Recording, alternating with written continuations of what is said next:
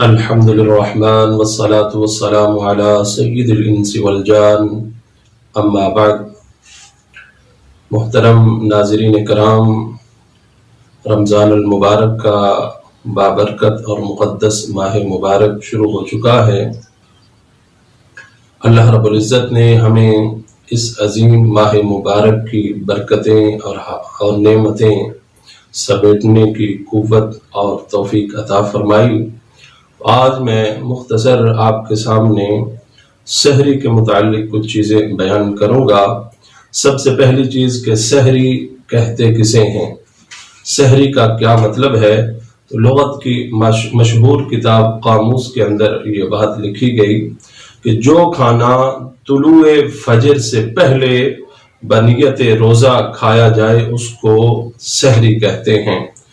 اور سحری رسول پاک صلی اللہ علیہ وسلم کی بہت ہی پیاری سنت ہے، اور یہ صرف اسلام اور اہل اسلام کو ہی یہ سعادت نصیب ہوئی۔ اس سے پہلے جتنی بھی قومیں گزری ہیں ان میں سحری کا رواج نہ تھا، روزہ تھا لیکن سحری نہ تھی۔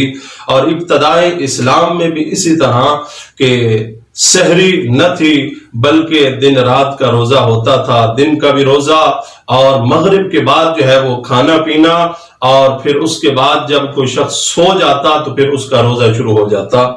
تو اسی طرح روایات میں آتا ہے کہ حضرت سیدنا سرما بن قیس رضی اللہ تعالیٰ عنہ صحابی رسول کسان تھے، سارا دن کھیتوں میں محنت مزدوری کرنے کے بعد جب شام کو گھر واپس آئے تو بیوی سے کہا کہ کھانے کے لیے کچھ ہے، افطاری کا وقت ہونے والا ہے۔ تو بیوی نے کہا کہ چلو میں کھانے کے لیے کچھ تیار کرتی ہوں۔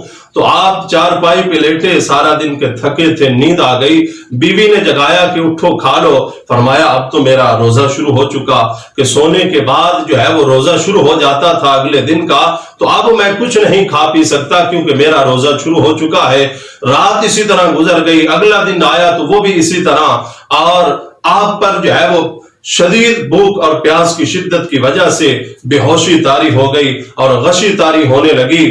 تو جس وقت یہ کیفیت آپ پہ طاری ہوئی، اللہ رب العزت نے محبوب کریم صلی اللہ علیہ وسلم پر قرآن مجید نازل کیا اور فرمایا کلوا واشربوا حتی یتبین لکم الخیط الابیض من الخیط الاسود۔ فرمایا کہ تمہارے لیے اللہ نے رمضان کی راتوں کو حلال کر دیا ہے اور ان راتوں میں کھانا پینا جو ہے وہ مباح کر دیا ہے۔ تو اس وقت سے جو ہے وہ سحری کی ابتدا ہو گئی۔ اور سحری کا وقت کب سے شروع ہوتا ہے تو اس کے بارے میں محققین علماء کرام فرماتے ہیں، جن میں ملا علی قاری رحمت اللہ علیہ، آپ نے فرمایا کہ آتی رات کے بعد سحری کا وقت شروع ہو جاتا ہے۔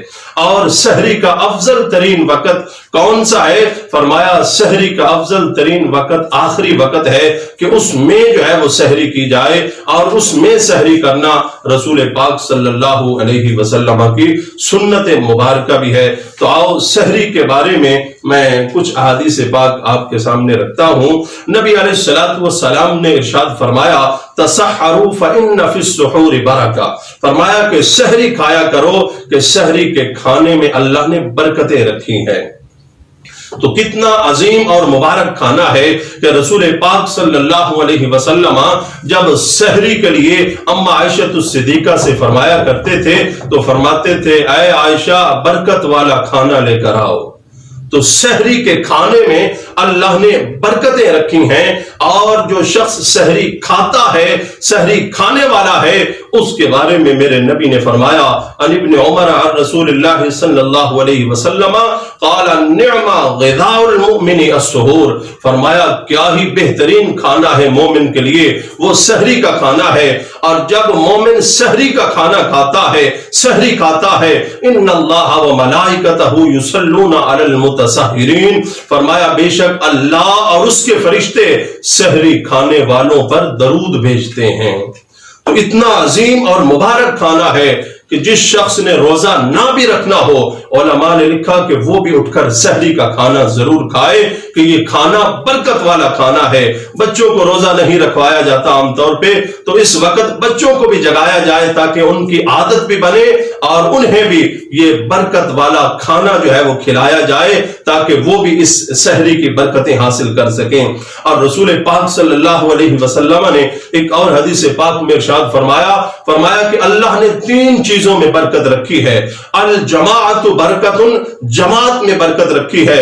والسرید برکت، اللہ نے سرید میں برکت رکھی ہے۔ سرید وہ کھانا ہے جو شوربے کے اندر روٹی کے ٹکڑے کر کے بھگو کر اس کو نرم کر کے کھایا جاتا ہے، اسے سرید کہتے ہیں۔ یہ بھی رسول پاک صلی اللہ علیہ وسلم کی مبارک سنت ہے۔ اور فرمایا تیسری چیز والسحور برکت، اللہ نے سحری کے کھانے میں برکت رکھی ہے۔ اور فرمایا تسحروا فإنه يزيد في القوة، سحری کھایا کرو کہ سحری طاقت کو بڑھاتی ہے۔ تسحروا ولو على جرع من ماء، فرمایا کہ اگرچہ ایک گھونٹ پانی کا ہی سحری کے وقت تمہیں میسر کیوں نہ ہو، سحری ضرور کھایا کرو۔ صلوات اللہ علی المتسحرین، سحری کھانے والوں پر اللہ رحمتیں نازل فرماتا ہے، اللہ کی برکتیں نازل ہوتی ہیں۔ اتنا مبارک اور عظیم کھانا ہے کہ رسول پاک صلی اللہ علیہ وسلم صحابہ کو فرمایا کرتے تھے کہ سحری کا ناغہ نہ کیا کرو، اگرچہ روزے کے لیے سحری شرط نہیں ہے، اگر کوئی شخص سحری کے بعد اٹھا ہے اور روزہ رکھنا چاہتا ہے تو بغیر سحری کیے بھی اس کا روزہ ہو جاتا ہے، روزہ رکھ سکتا ہے۔ مگر کچھ لوگ سحری کے بغیر روزہ رکھ کے فخر کرتے ہیں کہ میں نے جو ہے بغیر سحری کے روزہ رکھا ہوا ہے۔ نہیں، بلکہ افسوس کرنا چاہیے کہ ہم نے حضور کی ایک عظیم سنت کو چھوڑ دیا ہے اور اس کی برکتوں سے ہم محروم ہو گئے ہیں۔ رسول پاک صلی اللہ علیہ وسلم نے سحری کھانے والوں کے لیے کیا دعا فرمائی؟ صحابہ فرماتے ہیں کہ حضور ہاتھ اٹھا کر دعا فرمایا کرتے تھے، اللہم بارک لامتی فی سحورہا، اے اللہ میری امت کی سحری میں برکتیں عطا فرما۔ اور دوسری حدیث پاک کے یہ لفظ ہیں، آقا علیہ الصلوۃ والسلام فرمایا کرتے تھے، اللہم صلی علی المتسحرین، اے اللہ سحری کھانے والوں پر برکتیں نازل فرما۔ تو کتنی عظمت اور شان ہے سحری کے کھانے کی، اس کو نہیں چھوڑنا چاہیے۔ اور ایک دوسری بات جو اہم بات وہ بھی میں عرض کرتا چلوں کہ روزے کی جو نیت ہوتی ہے وہ کب کرنی چاہیے؟ تو علماء نے لکھا کہ روزے کی نیت رات سے ہی کرنی چاہیے، اس لیے کہ روزے کی نیت اس کا معنی یہ بنتا ہے وَبِصَوْمِ غَدٍ نَوَيْتُ مِنْ شَهْرِ رمضان، کہ میں نے رمضان المبارک کے کل کے روزے کی نیت کی۔ تو جب بندہ رات کو نیت کرے گا تو پھر جب اگلا دن شروع ہوتا ہے تو وہ کل کا دن ہوتا ہے، تو نیت اسی وقت ہی درست ہوتی ہے جب بندہ رات سے ہی جو ہے وہ سحری کی نیت کرے۔ اور اگر کوئی شخص رات سے سحری کی نیت نہیں کر سکتا اور سحری کا جب وقت ختم ہو جاتا ہے اس کے بعد نیت کرتا ہے تو وہ پھر ان الفاظ میں نیت کیا کرے، نویت ان اصوم ھذا اليوم للہ تعالی من فرض رمضان، کہ میں اللہ کی رضا کے لیے